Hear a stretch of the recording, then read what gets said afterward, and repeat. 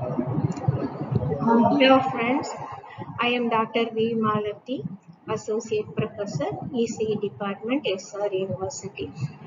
Today's lecture is on the memory system.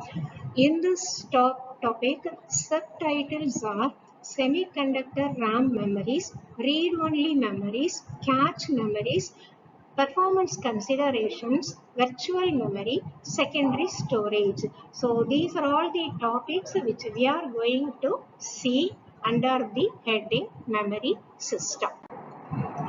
First one, let us have a look at semiconductor RAM memories. So RAM means we know that random access memory.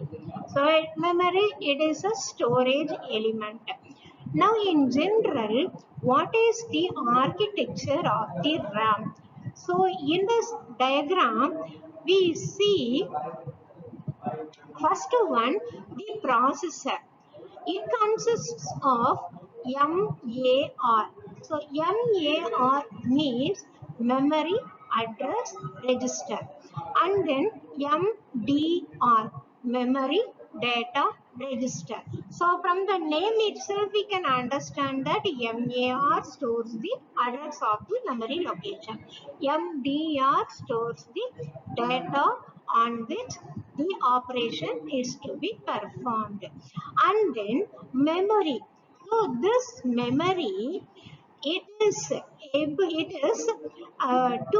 it is called as 2 power k addressable locations. That means the number of memory locations available in the memory is equal to 2 power k, and where k is equal to the address bus, k bit address bus.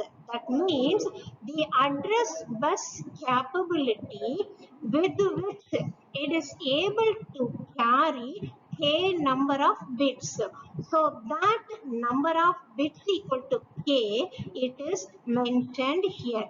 Suppose k equal to 4, 2 power k, it is equal to 16 number of memory locations can be made. And then word length. So the memory will store a word one by one like this, and each word's length is equal to n bit. N bit word means one word contains n number of bits.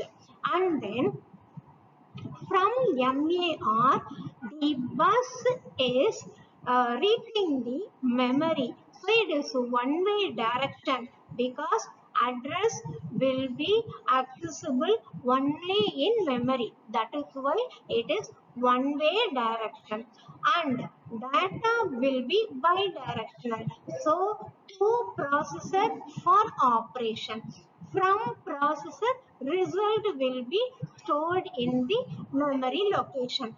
That is why data flow will be assumed in both the directions, and this data bit is able to carry n bit data because the word is of n bit length. That is why the capability of the data bus is equal to n bit. And then control lines. So control line means it is showing the name of the operation. I think the mode of the operation. What operation is to be done, either read or write. So that control operations will be sent via this control line. Read or write, that is R by W. And MFC, and MFC is nothing but memory function completed. So using this diagram, the explanation is given here. So MAR, memory address register, MDR, memory data register. 2 power k is the number of addressable memory locations, and then the data transfer takes place over the processor bus. The processor bus has address line, data line, control line. These three lines are explained in this diagram. The next one, the control line is used for coordinating the data transfer. So write operation means it has to be written into the memory address. Read operation means from the memory location the data is to be read by the processor.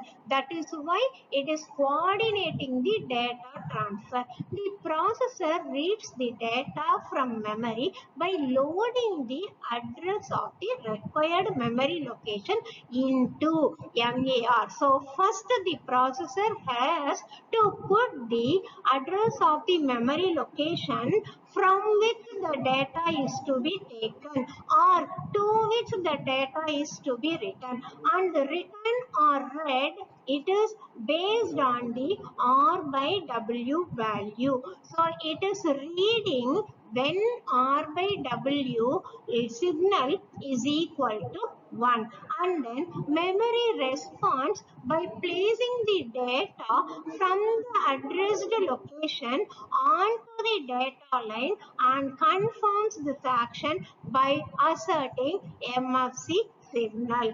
On receipt of MFC signal, the processor loads the data onto the data line into. So the taken data will be loaded into memory data register, and then the processor writes the data. So when the processor will write for reading operation R by W equal to 1. So for writing operation R by W should be equal to 0. Then the address will be loaded into MAR. So from the addressed memory location, the data will be written to the addressed memory location. The data will be written into by the processor. Next one, measures for the speed of a memory. So here processor speed, no need to say it is far high. The speed of the processor is very high. So fastest processor, but memory, the speed is very low.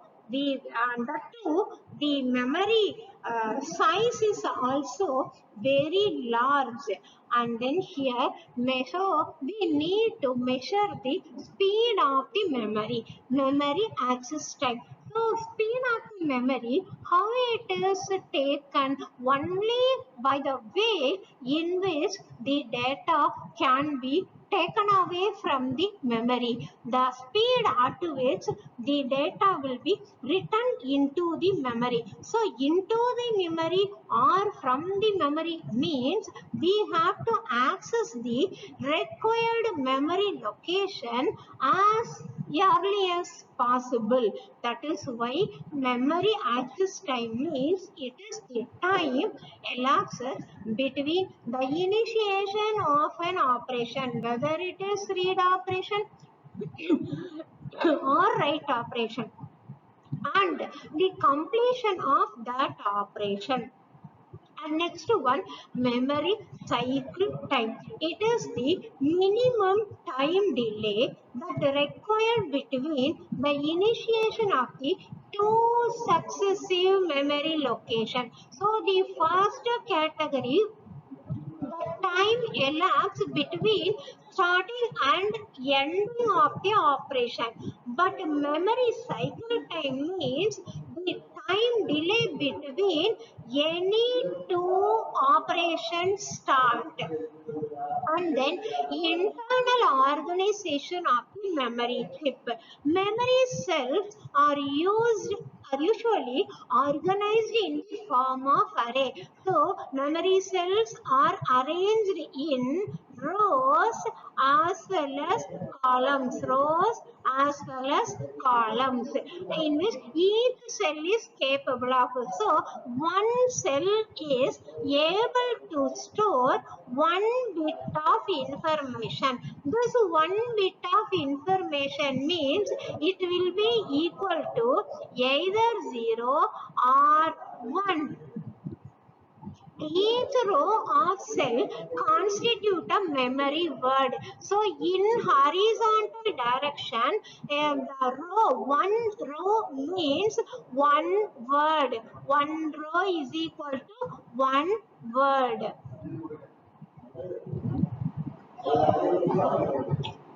And then, so that is why the row line is known as word line. Each cell in the cells in each column are connected to sense or write circuit by 2-bit lines. So the column, if you consider the column, each column ends in a circuit named as sense or write circuit, and then during a write operation the sense or write circuit receive the input information and store in the cells of the selected word. So if a word is selected, the bits will be written into. Otherwise, this bits will be appearing in the book line so that it can be read. All the bits can be read one by one. The basic array of the cell architecture is given here. First one, address decoder. So A0, A1, A2, A3, and then each cells are arranged in rows as well as columns. So row means in one row the available cells are connected together, and then the row is called as word line. So from the starting W0, W1 and up to W15, and then each column all the cells are connected and they end at sense or write circuit. So here B0, B0, B0 dash. So complementary bits all are 2-bit lines. So 1, 0, 0 or 1. So complement B0, B0 dash, B1, B1 dash, up to B7, B7 dash. So 8-bit word, and here also B7 sense amplifier starting from B0 sense amplifier, and sensor write circuit, each circuit will have two inputs, namely R by W bar, that is read or write operation. If it is equal to 1, read operation. If it is 0, then write operation. And this line is chip select. Chip select, why do we give? In case of multiple processors, which chip is to be selected, that number of that particular chip will be given in that line, and this is the data input output lines. This is the organization of bit cells in memory chip. So explanation of the previous circuit, the input, data output of each sensor write circuit are connected to a single bidirectional data line that can be connected to. So at the end, the data bus of the computer, and then read write. The signal in that read write, that bit corresponds to the name of the operation. And then CS, already I told you, multi-chip system. And then coming to static memory, memories that consists of circuits capable of retaining their state as long as, so RAM means it is volatile. As long as power is available, the data stored will be stable. If the power is cut, the data will be lost. So it is known as static RAM. Next one, so now one cell is explained here. One static RAM cell. Here the two uh, not gates are connected back to back. That is cross coupling of the not inverters. I mean not gate. So here then it is connected with, in the input side, one gate, one transistor, and in the output also one transistor, that is NMOS transistor. What is the function of NMOS transistor? If the gate input is given, it is equal to 1, then NMOS will conduct. If it is 0, it will not conduct, therefore it is assumed to be open gate. And here it is connected in the output as well as output, B dash bit lines, and those two are complements to each other. And here it is bit line, so bit line, and then the gates are connected to the word line. Suppose if the word line is connected to 0, I mean ground, so ground means it is equal to 0, the two transistors will go to off state. So here the explanation. So if it is 0 means the word line is connected to 0, the transistors will be off. If word line is given high state, that means 1, then the two transistors will conduct. But here cross coupling, therefore if B equal to 0, B dash equal to 1. If B equal to 1, B dash equal to 0. And from the diagram, two inverters are connected, cross connected to form a latch.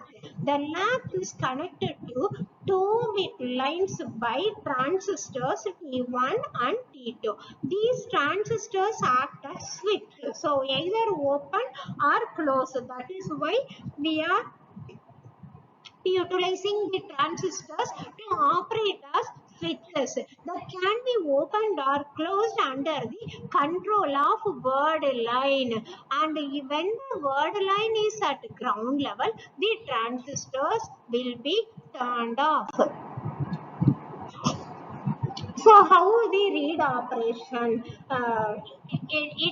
how the read operation occurs, how the write operation occurs. So read operation means from the memory location, the bits stored will appear in the bit line, but in the write operation we have to generate the bits so that they have to be stored by the cell. So in case of read operation, in order to read the state of the SRAM cell, the word line is activated to close switches T1 and T2. So if T1 and T2 both transistors are closed, means they are conducting. So conducting means what will happen? If it is 1, if the cell stores 1, the signal on bit line is equal to B. So the complement of the 1 will appear in B dash. So B is high means B dash will be low. Thus B and B dash are stated to be complements to each other, and then sense and write circuit which is connected at the edge of each bit line is used to monitor the appearing of bits B and B dash, so that after appearing they can be read by the processor. In the same way, right, in case of write operation, the state of the cell is set by, so it is written into either 0 or 1 with the appropriate value on bit line B and its complement B dash, and then activating the word line. So word line, once again, if it is connected to ground, then transistors will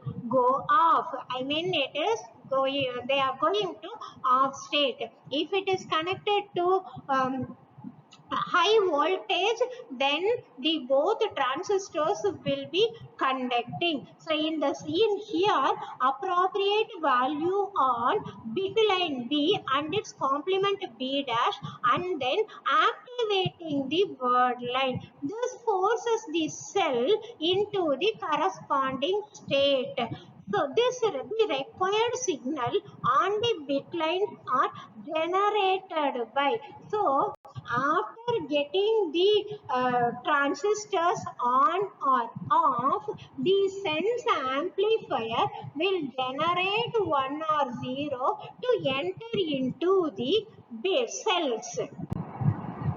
Next one, the same configuration is built by using NMOS and PMOS. In the previous case only NOT gate was used. So if NOT gate is to be replaced by using MOS transistors, we have to seriously connect NMOS and PMOS. One PMOS along with NMOS is one inverter. In the previous circuit, we have two NOT gates. So those two NOT gates were replaced by one PMOS along with NMOS, one PMOS along with NMOS, and the remaining are same. The input transistor, output transistor. These two are bit lines and word lines. Next one, so that explanation is given here.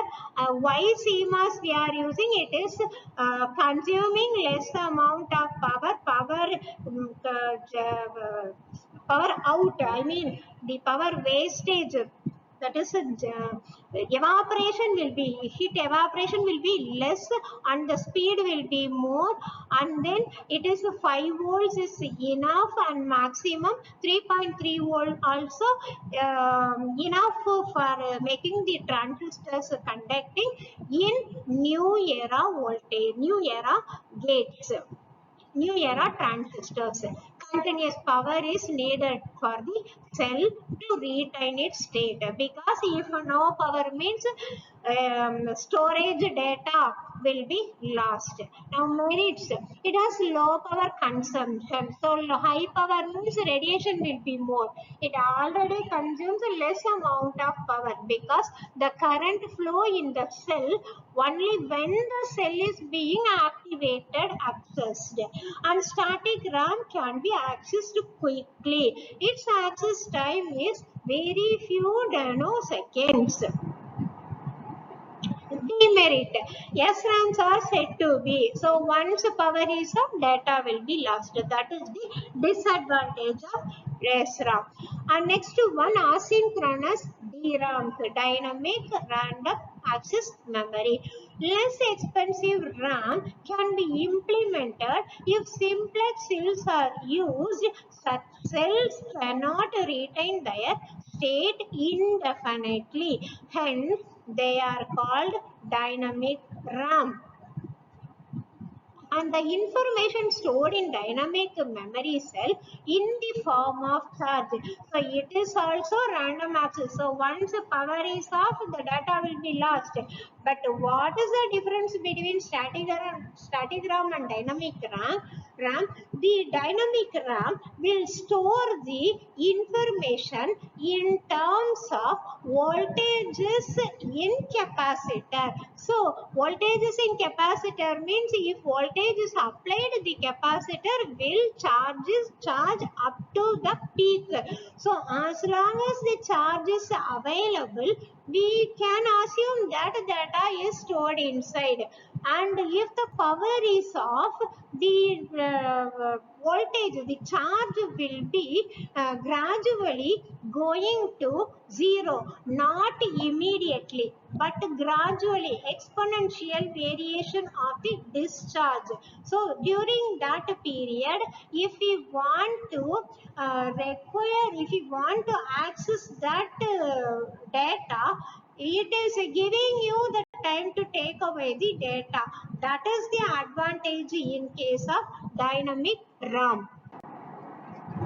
The content must be periodically refreshed. So what is the disadvantage? The content should be, even if the power is on, the power is not removed, power is available, even though periodical refreshment of the data is required in case of dynamic RAM.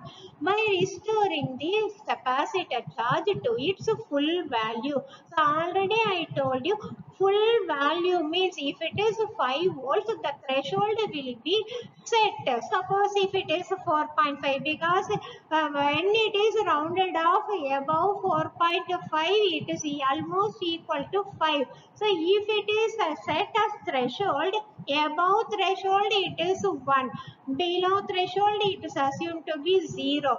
In that way the work is explained here.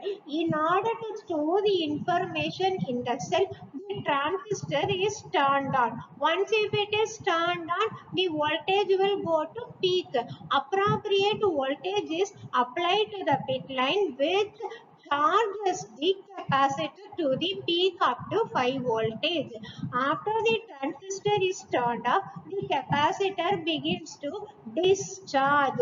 So now the property of the inductor is the current through the inductor cannot change instantaneously. In the same way, voltage across the capacitor cannot change instantaneously. So using that property, this refreshing of the data is happening here. So capacitor begins to discharge, which is caused by the capacitor's own leakage resistance or own property, we can say. Hence, the information stored in the cell can be retrieved. So at that time, we are given time to take away that bit correctly before the threshold value of the capacitor drops down. Next one, so the same thing, it is a transistor, the gate is connected to the word line. So the bit along the word line decides the capacitor to charge or discharge. I mean to store or to store 0 or 1, and this is connected to the bit line and it is connected to the capacitor through ground. During operation, the transistor is on. So whenever the word line is given connection to voltage, the transistor will get on. Since amplifier at the end of the bit line is used to detect the charge on the capacitor whether it is above the threshold or below the threshold. So charge on the capacitor above the threshold means bit line will have logic 1. If it is less than the threshold, then bit line will carry 0 value. So voltage is less means bit along the line is equal to 0. And both SRAM and DRAM chips are volatile. So RAM means volatile. Only thing, the difference between the two is the way in which they are storing the values, the bits. which means that they lose the stored information if the power is turned off. Many application requires non-volatile. That is true. Non-volatile, which retains the they retain the information even when the power is shut off. Example, OS, operating system of the computer. And then non-volatile memory is used in the embedded system. Since normal operation involves only reading the operation is important. That is why we need to use random read-only memory most frequently. So we are going to see the read-only memory. So at logic 0, so one slide is skipped. So I will continue from the next slide. Read-only memory means the data stored in the memory will be read, but we cannot edit or change the stored data. So the operation, how it is read, the data stored in the cell, how it is read. So here one switch is connected. So connected means to store a zero. To store a zero means if the switch is closed, if the transistor is conducting, the whole line will come to ground. Will come to ground means ground is equal to 0. So 0 is stored. 0 is appearing. 0 is stored.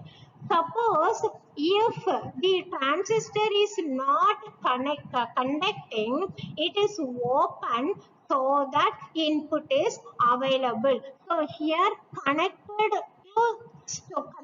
to store a 0. If it is connected to ground, then the transistor stores a 0. If not connected means this switch is open. Then when it is conducting, the logic 1 will be stored inside the capacitor or transistor. That is what the meaning. If the switch is open, it will store. If the switch is closed, then it will store 0 because all the line is going to ground. Even the transistor is connecting, it will go to ground, therefore it is 0. Next one, types of read-only memory. The first one, at logic 0, transistor P is connected to the ground. Transistor switches, the switch is closed and voltage on the bit line nearly drops to 0. So close means automatically it is ending at the 0 voltage. That is why voltage on bit line is equal to 0. At logic 1, transistor switch is open. So open means bit line remains at high voltage because the line will not come to ground. That is why so it will store a 0. It will store a 1, and that one logic 1 will appear in the bit line. To read the state of the cell, the word line is activated. To write means sense or write circuit should be activated. Types of ROM. Different types of non-volatile memory are PROM, EPROM, EEPROM, flash memory. So all these four we will see in detail. Programmable read-only memory. So PROM means programmable read-only memory. The PROM allows the data to be loaded by the user. So the user, for his purpose, what he wants to store the data, he is able to. So he is given permission to do so. Programmability is achieved by inserting a fuse at point P in a ROM cell, and before it is programmed, program, the memory contains, the memory cells, all cells will contain 0 only. So before it is given to the user, all the memory cells will have 0 data only. So data bit is equal to 0 only. The user can insert ones at the required location. So if it is 8-bit word, 0101101010 like that, wherever one is required to be stored, it is done by the user only. So once at the required location, by burning out, how he will store? It's after a chip only. He has to burn that particular cell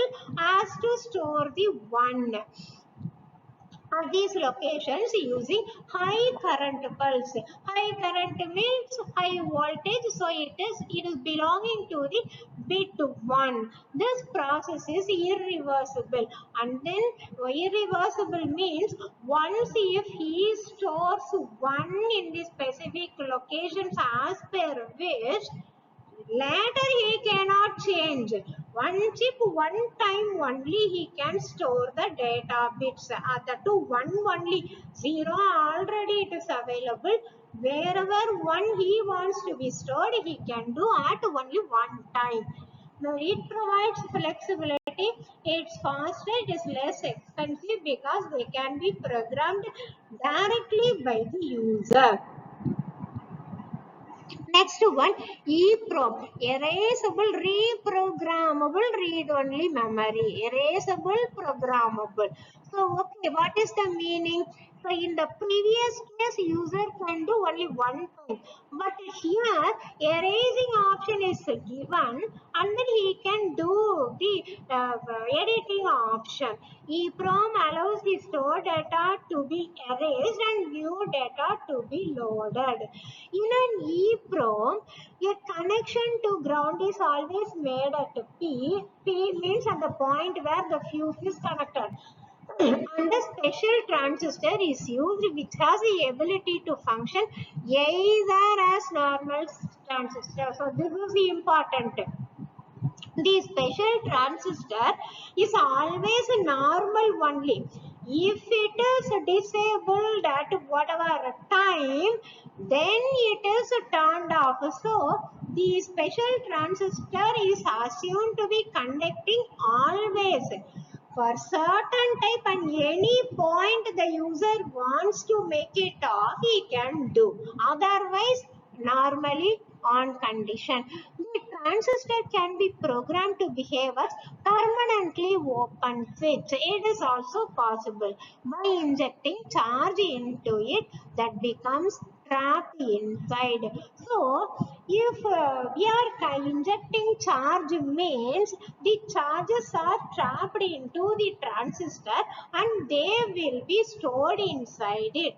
Eraser requires dissipating the charges. So, charges available means it indicates that it is equal to bit number 1. Bit 1. Suppose if those charges, trapped charges are dissipated out, then it will not contain any charge. It means that it is storing 0 bit. This can be done by exposing. So how the trapped charges will be evaporated? By exposing the particular memory location to ultraviolet rays, ultraviolet light, so that the EEPROM can be erased. Next one, merit. It provides flexibility during the development phase of the digital system. So flexible and then capable of retaining the stored information for a long time. Suppose if we do not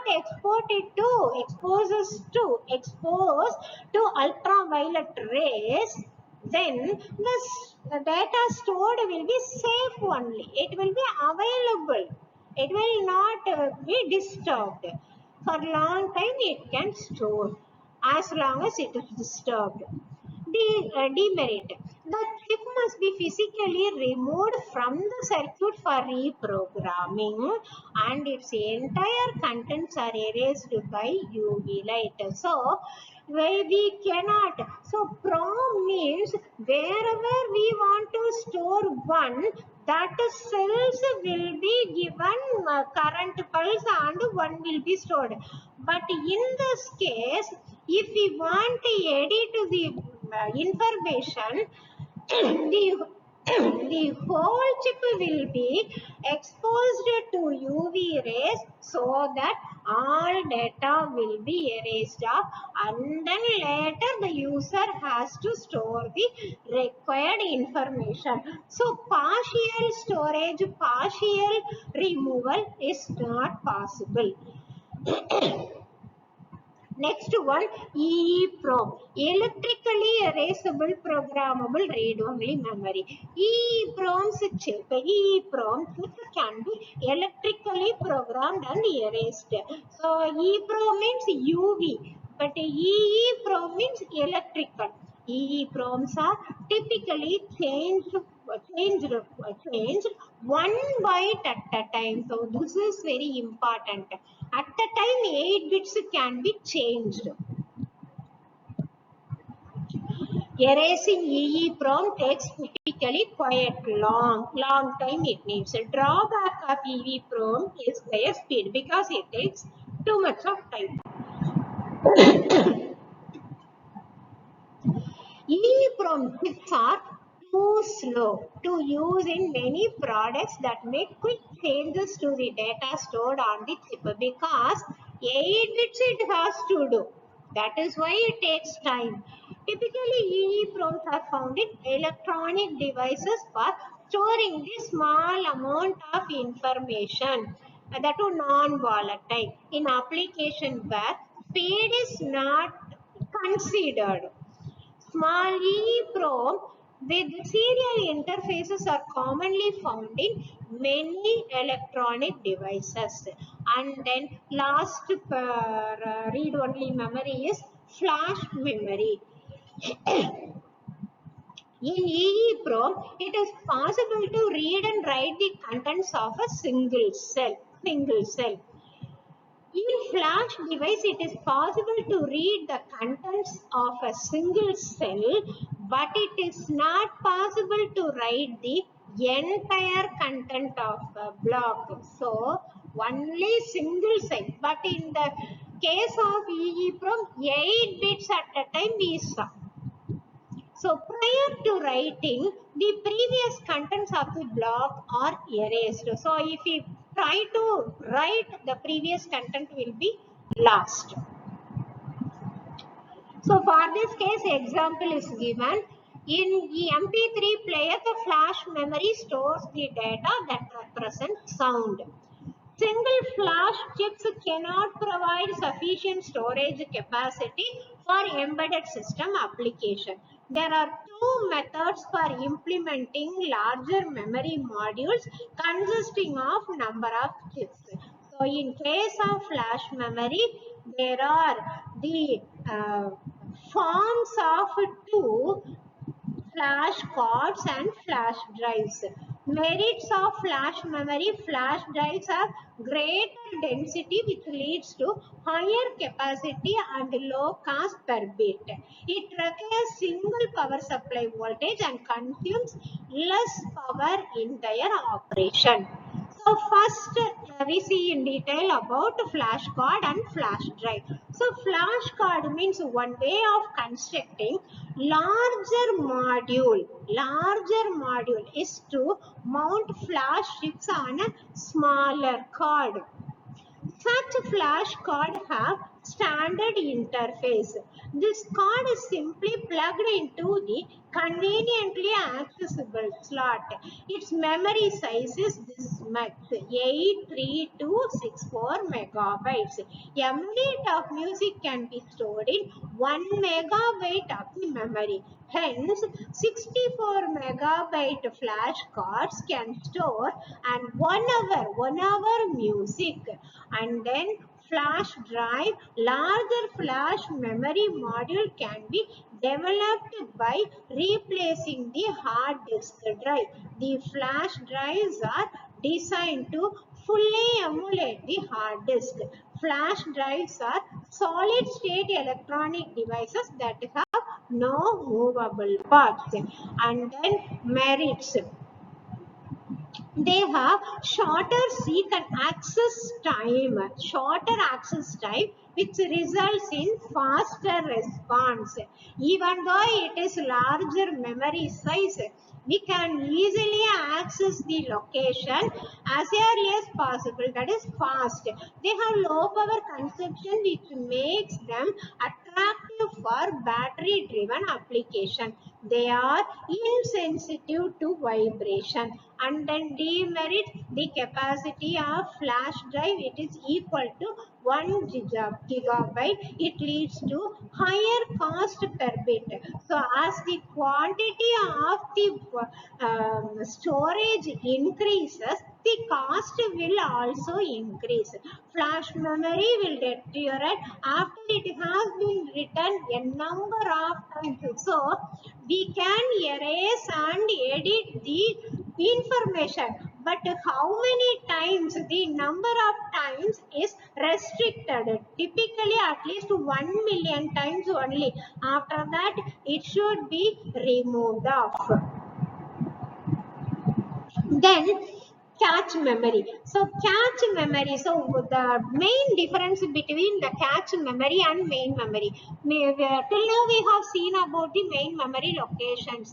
Cache main memory means it is a big one, but cache memory is very small in size, very fast. Automatically if speed is more means cost is also more expensive only. So cache memory. And one more thing, it is small. Since it is small, it will store a smaller amount of data, that too very very important data, frequently required data. The cache memory in computer architecture is small, high speed, that acts as buffer. So intermediate operation, for that we can use buffer only between the CPU and main memory. Suppose if main memory location is located far away from the current position of the CPU, then it can reach the cache memory for frequently accessible data. It stores frequently accessed data and instruction, allowing the CPU to retrieve them quickly without having access to main memory. So every time, suppose one word, let us assume that GOOD, good. This good is appearing in the program as many times. So this GOOD will be stored in the cache memory. So whenever the CPU wants a good word, it will easily reaches to the cache memory and takes. But without cache memory means, and this good is stored in the memory location 4004, every time the CPU has to move to 4004, and every time it has to bring back the good word. But if it is easily available, cache means a number of times it accessing good word is very very easy. So it is saving the time means automatically the performance of the system is becoming more. It stores frequently accessed data and allowing CPU to retrieve them quickly without having access to main memory each time. This significantly improves the system performance by reducing the access time and latency. So delay will not occur. And working principle. When CPU needs data, it first checks the cache. So immediately whenever it needs data directly, it won't go to memory. Suppose fortunately it is available in the cache memory, why it is needed to go to main memory location? So first it searches cache memory. If it is available, then it is easy for it to take the concerned required data. Suppose if it is not available, then it takes a time to go to the memory location, reaches memory location and takes the data. So here, if the data is found in the cache, so okay, it goes to the caches and take the data, means it is called as cache hit. Suppose if it is not available in the cache, so definitely it goes to go to memory location, means this process is known as cache miss. So it is available, data is available, cache hit. Data is not found, that cache miss. If the data is not found, it is cache miss and CPU access the main memory location. The retrieved data is then loaded into the cache. Suppose if the data is not available in the cache and then it takes the memory location, takes from the memory location, what will happen? Immediately it will not use just like that. It will store that taken retrieved data in the cache for the future use. So just taking the information and CPU does not use it. Before using it, it will store in the cache and then coming to the processor and using that data for operation. This is the cache miss specialty. Reduced latency. Faster access to frequently used data reduces the time it takes for the CPU to access the information. So every time I'm telling 100 times one data is necessary, 100 times easily taking it's a very ignored time. The time taken is ignored. Increased performance by reducing the need to access main memory repeatedly. Cache memory allows CPU to execute instructions more quickly. So going to main memory only takes more time.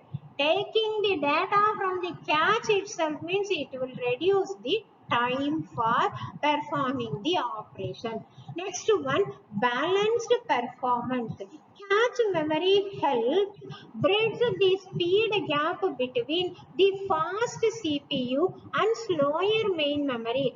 So as we have seen already that main memory, since it is large, is very slow. CPU is very fast, and already I told you that cache is very fast. So most probably used data will be stored in main memory, means the slow memory and fast memory will not match. Then suppose if frequently used data is stored in the cache, means already cache memory speed is more, CPU speed is more, and data is available in cache. So everything is possible here. So they work in coordination with one another, so that entire time delay will be reduced to zero. That there is no time delay. So here, what I have told is diagrammatically explained.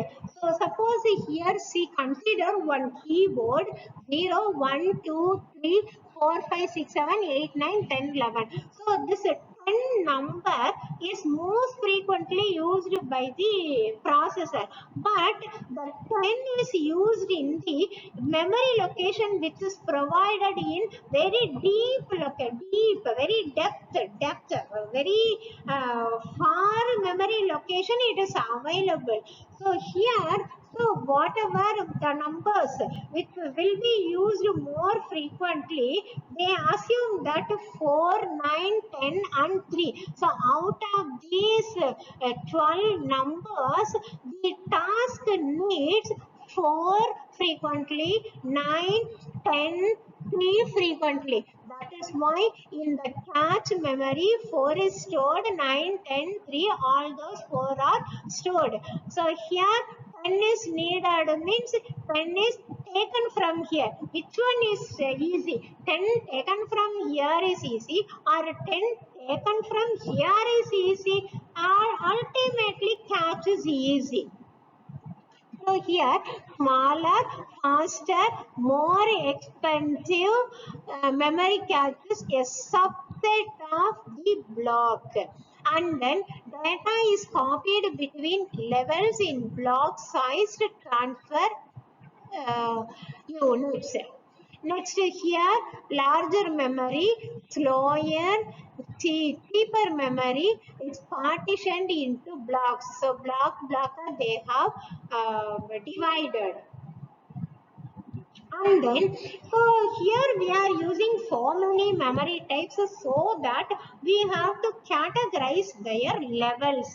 So in case of CPU, normally CPU it has inbuilt registers, storage devices. So next one very nearer to the CPU, cache memory is provided, and then main memory. So CPU directly goes to cache memory for taking the data. Suppose data is not available, it will go to main memory. So in the main memory is also the data is not available.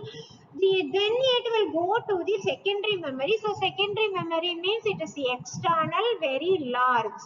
So here CPU to cache it is bidirectional because intermediate results also stored in the cache memory. That is why bidirectional. And from cache to memory also bidirectional, because suppose if a particular data is not available in the cache, the CPU will go to memory and retrace the data. It will store in the cache memory. That is why here bidirectional. So from main memory to cache memory, it will come along its travel and store the data and come back to the CPU. That is why here bidirectional. And in the same way, suppose if it is not available even in the main memory, then it will go to the secondary memory. That is also bidirectional. So CPU to main memory, suppose cache is not available because the computer architecture is of cheapest, then very old memory and it is not provided with cache memory. So all time, no way CPU has to go to the main memory. That is why CPU bypassing the cache memory to main memory, it is bidirectional. And then automatically we need to talk about the level of the memory. So because we are having number of memories, cache memory, main memory, internal memory, storage devices in case of a CPU named as a register, secondary memory. So all those how they are being categorized. CPU registers level 1 because it is inbuilt. That is why it is level 1. That is also stored in CPU. Processor register, processor memory location. That is why it is given high level priority. And then cache is second. So next level from the CPU, the cache is given second level, and then main memory it is level 3, and then data is moving from main memory to cache to CPU register.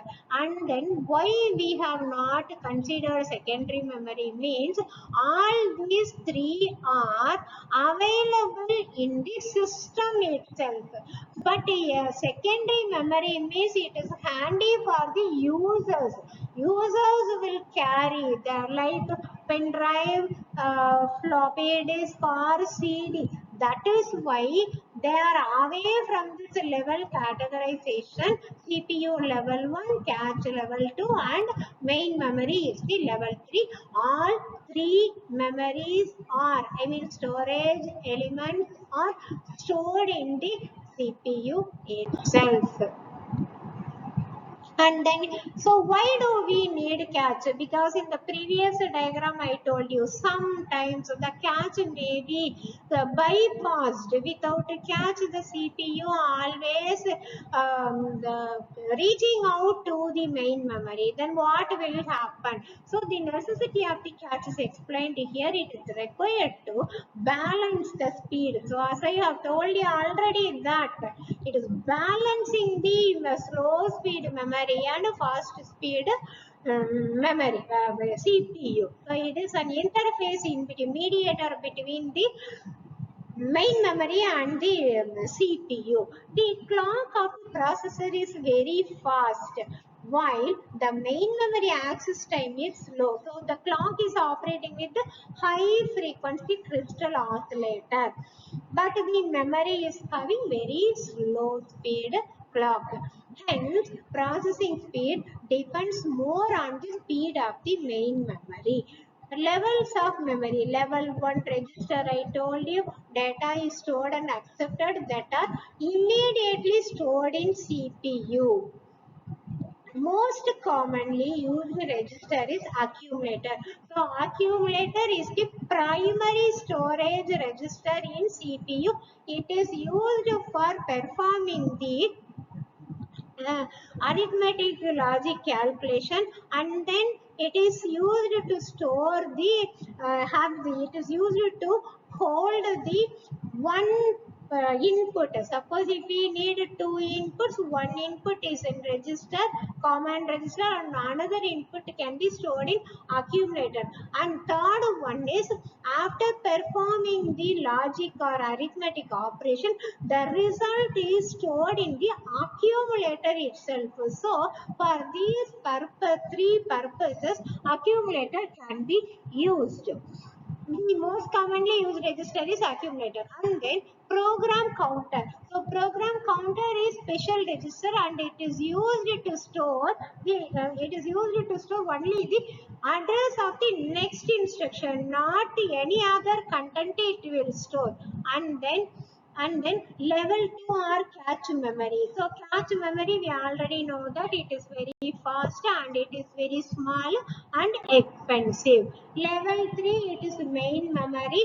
So power is off, the data stored in the memory will be lost, and those memory is called as random access memory. And level 4, secondary, but it is not inbuilt. That is why in the diagram level 1, level 2, level 3 only indicated, but here that secondary memory is categorized as level 4. It is external memory. It is not fast as even main memory is itself very slow, but still slow. Secondary memory is still slow, but data stays permanently. But main memory, once power is off, the data will be lost.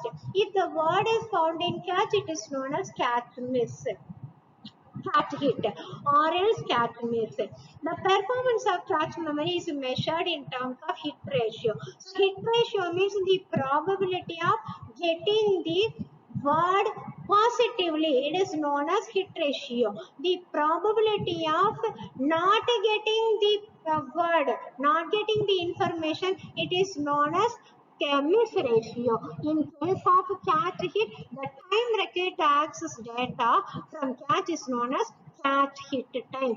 Hit ratio is equal to hit by hit plus miss, total accessibility. So there is many number of accessibility can happen, out of which all are not necessarily to be hit. Some misses can happen. So it is number of accesses. It is equal to number of hits divided by total number of access. So with this we end this lecture, and we will continue in the next video. Thank you all.